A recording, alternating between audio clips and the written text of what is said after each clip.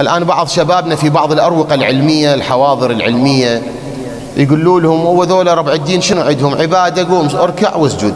الميت شلون تغسله؟ هنا ذني عندكم؟ أول شيء ذني مو عيب، الميت شلون نغسله واركع اسجد، ذني مو عيب، أحكام شرعية احنا نعتقد بيهن يقربنا لله تعالى، مو عيب ذني. وكل أمة من الأمم إلها مناسك وما إلها مناسك، يعني مو احنا المسلمين بوحدنا ننفرد بهاي طقوسنا الدينية أو شعائرنا، ما نعبر طقوس، شعائرنا، لا مو هالشكل.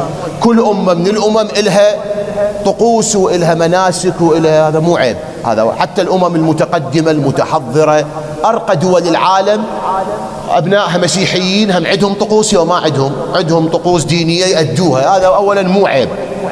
حتى تقول هو شنو عندهم ربع الدين بس الميت، لا مو هالشكل. أول شيء مو عيب الميت شلون نغسله وشلون نتوضأ.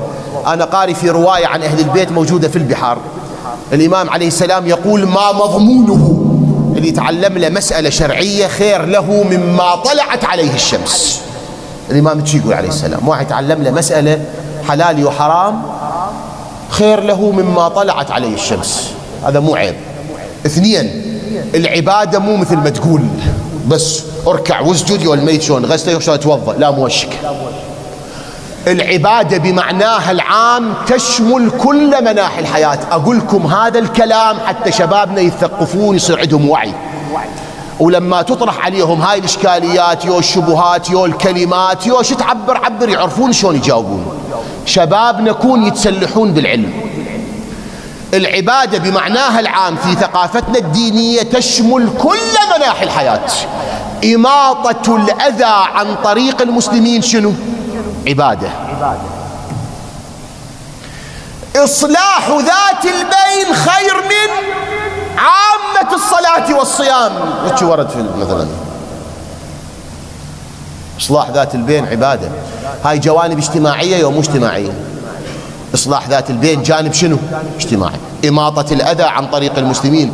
هسه خدمي مثلا خليه تحت يا خانة، أمر خدمي والله ما أعرف، نظافة، احترام البيئة. إذا أريد أختار له عنوان حداثي نواكب بيه الدنيا اليوم. الآن يحجون عن الحفاظ على البيئة لو ما يحجون؟ هو إماطة الأذى عن طريق المسلمين حفاظ على البيئة ومو حفاظ على البيئة.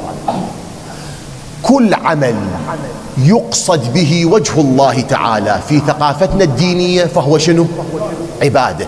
عندنا في الرواية الشريفة تفكر ساعة خير من عبادة ليلة، بعض الروايات تقول 70 سنة. تفكر ساعة، تفكر.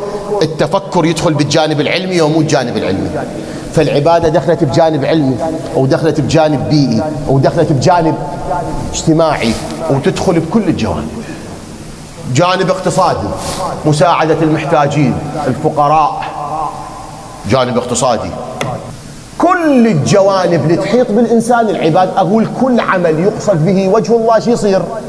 عبادة في ثقافتنا الدينية. فهذا اللي يقولوه شبابنا مو صحيح. تفكر ساعة. أكو واحد بالعالم يشكل على التفكر إعمال العقل. النظر إلى الوالدين عندنا بالرواية بنظرة رحمة ومحبة عبادة. تطاوع لأبوك بنظرة محبة بحيث هو من يشوف نظرتك يرتاح قلبه، يرتاح، يقول هذا ابني قاعد ينظرني بنظرة حب واحترام، يفرح. هاي ادخال الفرح على قلب أبويك. الدين شو يقول؟ عبادة. الكاد على عياله عمل شغل كالمتشحط بدمه في سبيل الله. إنسان يجاهد يذب دمه من أجل الله. واحد يطلع للسوق يشتغل يجيب لقمة حلال لأهله يقول ثواب هذا مثل ذاك. الدين هيك يقول. ماكو منحى من مناحي الحياة ما تدخل به العبادة في ثقافتنا الدينية.